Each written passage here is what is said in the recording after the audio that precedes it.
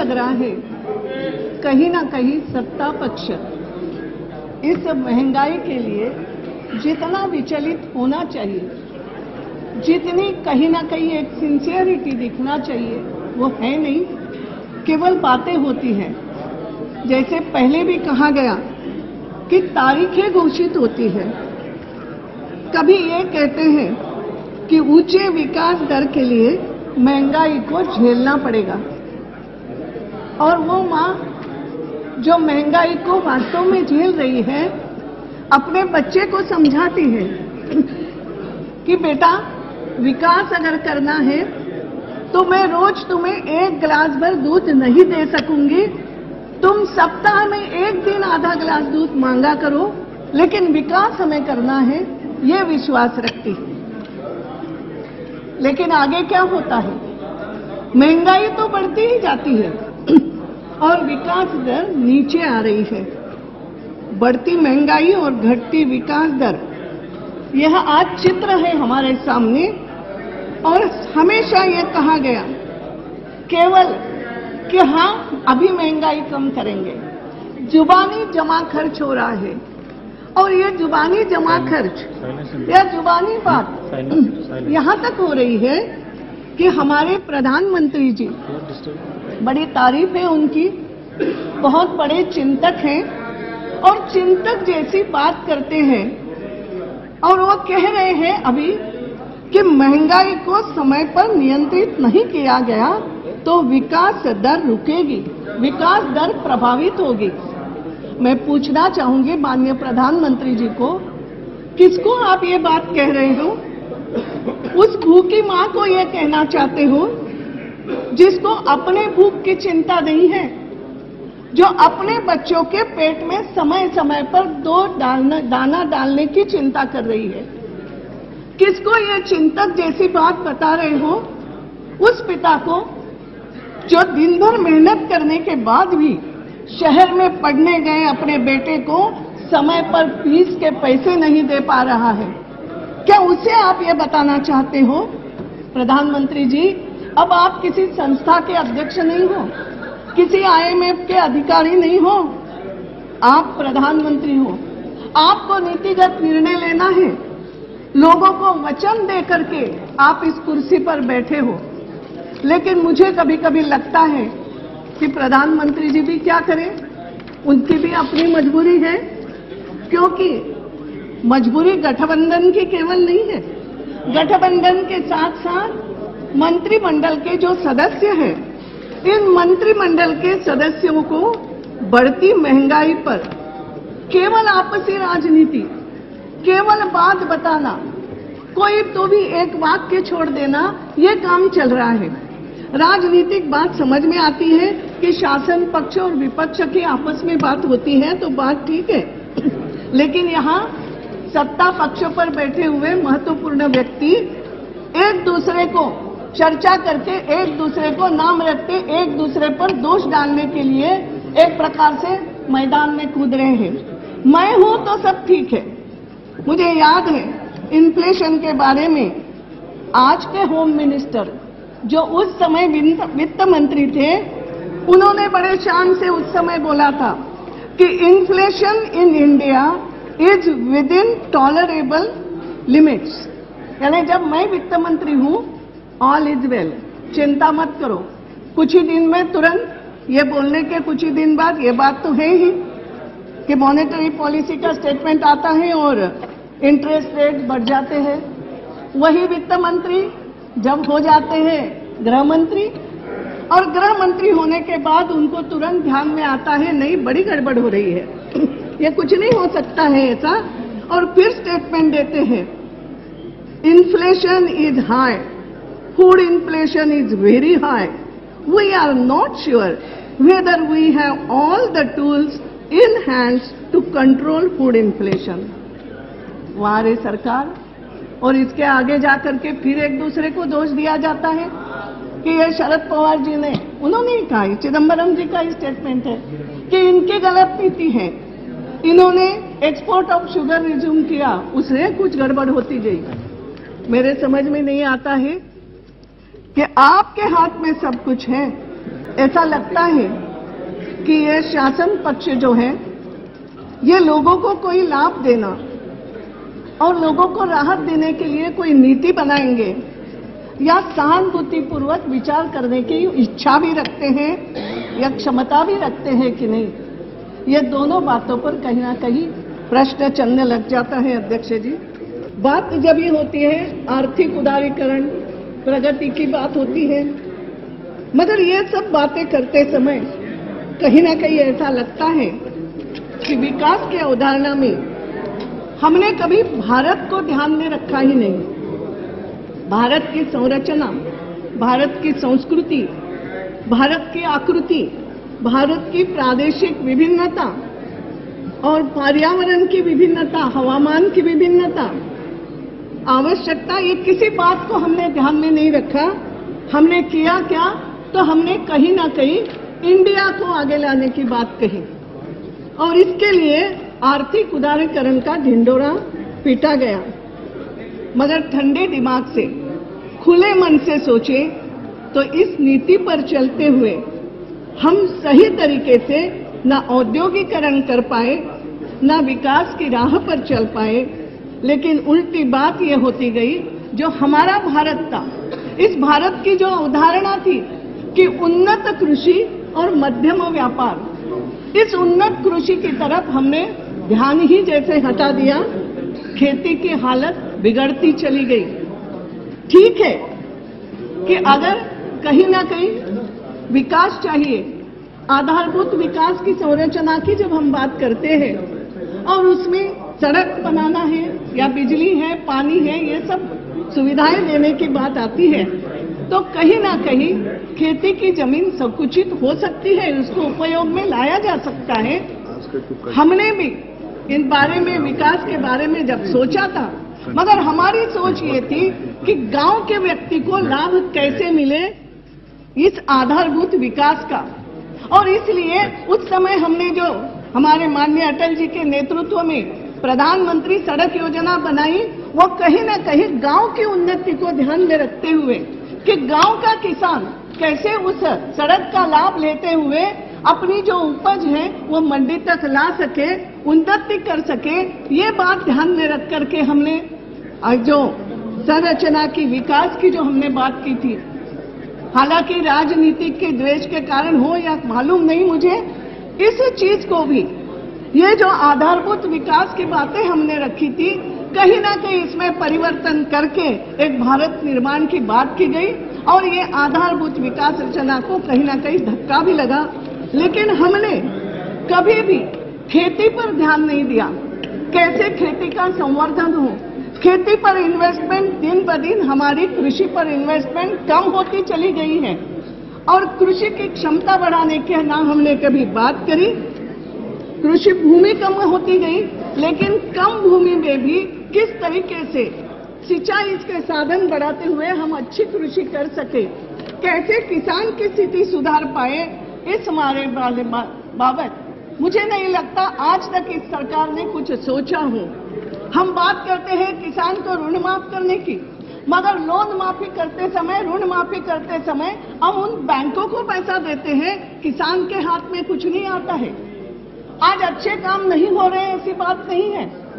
गांव के विकास की दृष्टि से, किसान के विकास की दृष्टि से हमारे ही प्रदेश के युवा मुख्यमंत्री विचार करते हैं कि किसान को कैसे कम ब्याज पर लोन मिले, कैसे उसके उपज का अधिकाधिक मूल्य उसको मिले, खेती को लाभ का धंधा कैसे मिले, इस बारे में वो सोच रहे हैं। मगर यहाँ पर उसकी कदर नहीं होगी, यहाँ पर इस बारे में नहीं सोचा जाएगा और इसलिए आज बात ये होती है कहीं ना कहीं फूड ग्रेन की कमी। बात उस समय ये हम करते हैं, हमारे वित्त मंत्री जो थे वो भी ये सोचते चले गए, अरे उससे क्या होगा, हम तो बाहर से लाएंगे, क्योंकि कैश क्रॉप्स अगर आते हैं हमारे यहाँ से, उस तरीके का ये निर्यात अगर होती है तो कुछ ना कुछ कमाएंगे और हमारे यहाँ की जनता को अगर फूड ग्रेन की आवश्यकता पड़ी हम बाहर से ले आएंगे। ये बात सोची है, इस तरीके की सोच इनमें है। और फिर जब बात आती है, ये नहीं सोचा अरे हिंदुस्तान की इतनी बड़ी जनता को खिलाने की क्षमता यहाँ का किसान रखता है, उसको हम मार रहे हैं। हम बाहर से लाने की बात करती हैं, क्या क्या उस समय नीति में कैसे कैसे प्रावधान हुए ये हमने भुगते भी हैं। और आज स्थिति ये भी है कि बाहर से भी हमें इतना फूड ग्रेन मिलेगा कि नहीं मिलेगा, तब हम बात करते हैं कहीं ना कहीं वैश्विक गड़बड़ी की। इन बातों को ध्यान में रखना पड़ेगा, मगर आज हमने वो ध्यान रखा नहीं, नीति अभ्यासपूर्ण नीति बनाई नहीं। आज हम बात करते हैं ओपन मार्केट की, मैं बहुत बिल्कुल वही बात बोल रही हूँ, ओपन मार्केट की बात करते हैं। आज हम बात करते हैं शहरों के विकास की। हमारे जो चिदम्बरम जी हैं उनकी बड़ी इच्छा है कि लोग सब जा करके शहरों में ज्यादा से ज्यादा बसे, ये उनके स्टेटमेंट ये भी है। अगर मैं पढ़ती चलूं तो बहुत सारे स्टेटमेंट दिए हैं, मगर ये उनकी कल्पना है कि ज्यादा से ज्यादा लोग अगर शहर में बस जाएंगे तो मैं मानूंगा विकास हो गया। क्या शहर में बसेंगे? शहर में क्या रखा हुआ है? क्या आपने कहीं छोटे उद्योगों की तरफ ध्यान दिया, उनके विकास की तरफ ध्यान दिया कि वो अगर विकास कहीं होता है तो कहीं ना कहीं ज्यादा लोगों के हाथों को काम मिलेगा? ये तो हमने बात कहीं करी नहीं, इस प्रकार की कोई नीति चलाई नहीं। आज हो क्या रहा है? ये गलत नीति के कारण शहर में भी हम चित्र अगर देखते हैं, शहर में भी अपराधीकरण बढ़ रहा है। यह अपराधीकरण क्यों बढ़ रहा है? हमें ऐसा लगता है कि बड़े बड़े मॉल्स खड़े हो गए, बड़े बड़े बाहर से रिटेल उद्योग में बाहर के लोग आ गए, यहाँ पर स्थापना की, जो आज सुबह माननीय यशवंत जी बोल रहे थे। मगर इसका आकर्षण जो हो रहा है, और मैंने जैसे शुरू में कहा, कुछ लोग तो आकर्षित हो रहे हैं, मगर जो ऐसे लोग जिनके हाथ में पैसा भी नहीं, जिन्हें काम भी नहीं मिल रहा है, या वो बच्चे जो शुरू में मैंने कहा पेट कार करके बाप उनके लिए पैसा कहीं ना कहीं जुटा करके उनकी फीस भर रहा है, गांव में रख करके पैसा भेज रहा है, वो पैसा कम पड़ता है या आकर्षणों के पीछे। और फिर शहर में जो अपराधीकरण बढ़ रहे हैं, उनको पैसा पूरता नहीं। कौन इन बातों पर ध्यान देंगे? एक पूरी नीति जो बनना चाहिए पूरे हिंदुस्तान के, पूरे भारत के विकास की, भारत को इंडिया नहीं बनाना है, भारत को भारत रखते हुए हम कैसे करेंगे? आज मैं सुन रही थी, हमारे मंत्री जी उत्तर दे रहे थे, मुझे समझ में नहीं आया। उन्होंने बात कही कि बोले नरेगा, और नरेगा के बारे में बोलते समय उन्होंने कहा कि बिना रोजगार के कीमतें बढ़ती तो क्या होता, बहुत गड़बड़ होती, और इसलिए हमने नरेगा के अंतर्गत रोजगार उपलब्ध कराया है। तो वो जो 100 दिन की बात आपने करी, तो ये हो गया क्या कि ये हमने नरेगा बनाया है और इसलिए अब हम महंगाई बढ़ाने के लिए फ्री हो गए? Does it mean so? मेरे समझ में नहीं आया वो कहना क्या चाहते थे। उसके ऊपर और भी बात सुनो। अगर हम नरेगा की बात करें तो बहुत लंबी चौड़ी बात हो जाएगी, लेकिन क्या नरेगा में 100 दिन का काम हम दे पा रहे हैं? नरेगा की स्थिति क्या है उसका परीक्षण करो, निरीक्षण करो। किसी प्रदेश में 36 दिन, किसी प्रदेश में 42, और ओवरऑल हिंदुस्तान के अगर बात करें तो 50 दिन से ज्यादा आप नरेगा में काम नहीं दे पा रहे हो। और ये सब बात करते हुए आज वास्तविकता की धरातल क्या, उसमें और मंत्री जी ने तो कमाल करी, बोले नरेगा के कारण पैसा मिल रहा है और वो जो रोजगार मिल रहा है इसके कारण उनकी भूख भी शांत हो रही है, और बोले स्वास्थ्य के लिए भी पैसा बच रहा है। मंत्री जी धरातल की बात करो, कितने वास्तविकता से दूर रहोगे कुर्सी पर बैठने के बाद? आज क्या हालत हो रही है? स्वास्थ्य की मैं बात करूं तो और फिर लंबी बात हो जाएगी। दवाओं की कीमतें कहाँ है? कौन से स्वास्थ्य की बात? पूरी थाली ही नहीं भर रही है। आज महिलाओं की स्थिति क्या है, मातृ मृत्यु दर क्या है, शिशु मृत्यु दर क्या है, जरा देखो तो सही हिंदुस्तान में। वो तो कोई चर्चा ही नहीं करोगे। और इसके भी उपरांत मैं कहूंगी और भी बातें देखो। ये जो नरेगा के भी जो पैसे मिल रहे, पैसे मिलने में देरी हो जाए, कई सारी बातें हैं, मगर आज जो हम माइक्रो फाइनेंसिंग की बात करते हैं, और ये माइक्रो फाइनेंसिंग और नरेगा इसका तालमेल बिठाते बिठाते आंध्र प्रदेश में जो घटनाएं हुई है, वहां की महिलाओं ने जो छोटे छोटे कर्ज लिए, पहले तो नरेगा का पैसा मिलते से ही थोड़ा पैसा चुकाया तो और लालच में उनको और पैसे दिए गए, वो पैसे घर में खर्च होते गए, फिर कर्जा चुका नहीं पा रही है, और कर्जा चुका नहीं पा रही है उनके ऊपर और भी जो दबाव आने लगे। माइक्रो फाइनेंस कंपनियों की जो स्थिति है, किस तरीके से वसूले जा रहे हैं, तो वहां पर महिलाएं आत्महत्या करने पर मजबूर हो गई, मजबूर किया गया उनको। ताकि वो आत्महत्या करे तो इंश्योरेंस का पैसा फिर इन कंपनियों को मिले। बहुत सारी स्थितियां हैं। थोड़ी धरातल पे आकर के अगर मंत्री जी थोड़ा सा काम करें तो मुझे लगता है कि आपके गलत नीति के कारण जो आज बात हो रही है, हमारे यशवंत जी तो कह रहे थे कि रसोई में आग लगी। रसोई में तो आग लगी है, मगर थाली की स्थिति क्या हो गई? आप थोड़ी सी बात बड़े बड़े लोगों की बोले कारें बहुत बिक रही है, मगर आज हमारे हिंदुस्तान में किस किस प्रकार के लोग रहते? एक थोड़े से हाई क्लास सोसाइटी के कुछ परसेंट। हिंदुस्तान की अगर स्थिति देखो तो 67% एग्रीकल्चर पर डिपेंड है। फिर थोड़े से अगर हो सकता है 30% या उसके आसपास ये मैन्युफैक्चरर है, 11% सर्विस का इसमें है। तो ये सब स्थिति है, मगर हम केवल देखते हैं हमारा आईटी बहुत बढ़ रहा है तो देश बहुत प्रगति कर रहा है, लेकिन वास्तविक जो स्थिति है, कुछ थोड़ी सी हाई क्लास सोसाइटी अगर छोड़ दो तो मिडिल क्लास है, लोअर मिडिल क्लास है, गरीब है, अति गरीब है, उनकी जो स्थिति बन रही है, उनके जो थाली में से एक एक पदार्थ गायब होते होते अति गरीब की थाली तो पूरी की पूरी खाली जा रही है। इस स्थिति के बारे में कौन सोचेगा, ये मेरे समझ में नहीं आता है। योजनाएं तो बहुत बनाई, आज विधवा महिला के लिए हम 10,000 देते हैं, महंगाई 10 गुना बढ़ गई, मगर योजना फिर से कुछ उसमें सुधार होना चाहिए। इस पर आज हम ध्यान नहीं दे रहे हैं।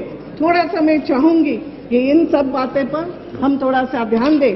आखिरी में जाते जाते माननीय अध्यक्ष जी, क्योंकि रहा नहीं जाता, एक बात जो सुनी, हमारे प्रधानमंत्री जी ने एक बात करी। उन्होंने बात ये करी, बाकी तो जिनको इनके जो जिह्वा नचाना चल रहा है मंत्रियों का वो तो अलग बात है, लेकिन प्रधानमंत्री जी के लिए मैं सोचती थी बहुत चिंतक है, शांत स्वभाव के व्यक्ति हैं, बोलते भी है, मेरी कोई कुछ नहीं सुनता है। लेकिन मालूम नहीं एक दिन उन्होंने क्या खेल डाला परसों कि बोले गड़े मर्दे उखाड़ेंगे अगर हम पर हमला करोगे तो। मैं चाहूंगी प्रधानमंत्री जी, वास्तव में प्रधानमंत्री जी को तो कठोर होना ही चाहिए, मंत्रियों में नियंत्रण रखना चाहिए, गलत कामों को रोकना चाहिए। वो तो कुछ हो नहीं रहा है, वहां तो कोई सुन नहीं रहा है, मगर अब जो बात करते हैं, क्रिटिसिज्म को झेल नहीं पाते हैं और कह रहे हैं गड़े मुर्दे उखाड़ेंगे। जरूर उखाड़ो, वास्तव में उखाड़ो, मैं तो चाहूंगी, क्योंकि प्रामाणिकता से एक विचारवंत के नाते अर्थकारिणी की तरह एक पुरातत्व विशेषज्ञ जिस प्रकार परत दर परत मिट्टी बाहर निकालता है और सत्य सामने लाता है, मैं चाहूंगी 50-60 फुट यानी 50-60 साल पहले तक के गड़े मुर्दे उखाड़ो, वास्तव में उखाड़ो। क्या मिलेगा आपको? पंडित नेहरू जी के समय भी महंगाई थी, उन्होंने भी कहा था मुझे कालाबाजारी दिखाओ, मैं चौराहे पे उसको फांसी दे दूंगा। अब तक ज्यादा से ज्यादा सत्ता तो कांग्रेस के साथ रही है, अब तक एक भी उनके जमाने में भी नहीं मिला और एक भी कालाबाजारी नहीं मिला है। महंगाई तो मैं केवल महंगाई, भ्रष्टाचार की बात करूं तो बड़ी बात होगी, बस 2 मिनट। तो महंगाई की बात करूं तो उस समय यानी कांग्रेस का शासन तो महंगाई, ये बात जुड़ गई। इंदिरा जी की बात आई तो उस समय भी मैं नगरवाला कांड की नहीं बात कर रही हूं, बाकी किसी बात की बात नहीं कर रही हूं, मगर उस समय भी जो आंदोलन शुरू हो गए, कहीं ना कहीं महंगाई की मार के कारण आंदोलन शुरू हो गए। फिर उस आंदोलन को दबाने की बात आ गई, फिर कोर्ट का जो भी निर्णय आया हो, लेकिन इमरजेंसी में हमने भुगता। उस समय हम कोई नेता नहीं थे और आज भी नहीं बनना चाहेंगे, क्योंकि नेता शब्द ही गाली बच गया है। मगर उस समय हम भी एक सामान्य गृहिणी थे और हाथ में राशन कार्ड लेकर के 1 किलो तेल के लिए हम भी लाइन में लगे हुए हैं कहीं ना कहीं। तो उस शासन में भी महंगाई वही थी, अभाव वही था, मगर फिर बीच में आया जनता शासन और उस जनता शासन में क्यों बात पलट गई? ये बात तो सोचो कि जनता पार्टी का शासन आया और महंगाई कम हो गई। क्या नीति चलाई, क्या काम किया प्रामाणिकता से, उसको क्यों नहीं खोजते हो? हाँ जरूर उखाड़ो गड़े मुर्दे। इस बात को देखो कि क्या काम किया कि बोलते थे एक तराजू में जूते रखो और दूसरे तराजू में शक्कर, क्यों हो गई? मैं बोफोर्स की बात नहीं करूं, फिर महंगाई की बात शुरू होती है, फिर जब आता है एनडीए की बात तब महंगाई कम होती है। ये बात क्या है प्रधानमंत्री जी? मैं चाहूंगी इसको समझो। भारत करा रहा है, उस तरफ थोड़ा सा ध्यान दो।